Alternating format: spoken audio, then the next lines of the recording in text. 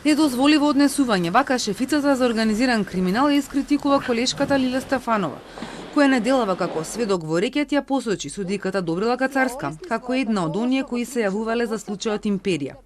Че било кој што има сознанија или мисли дека некој судија постапува непрофесионално, треба тоа да се пријави во Советот на судии. Недозволиво е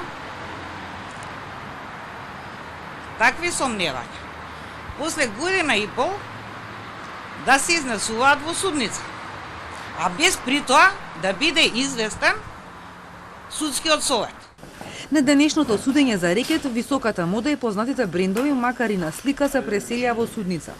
Со часови се изведуваа материјални докази, а потоа и на видео бим беше презентирано што се запленили истражителите во домот на Боки 13, од облека до мебел и техника. 71 вреќа докази изнеле со камион од неговиот двор. Јовановски бараше сите парчиња да бидат донесени во судница, но судиката не прифати. Овие докази се за кривичното дело перење пари.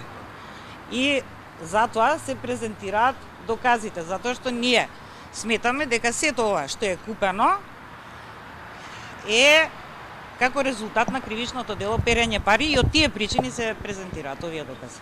Боки 13 бара приеми кај државниот обвинител Љубомир Јовески, за да го увери дека има што да му раскаже.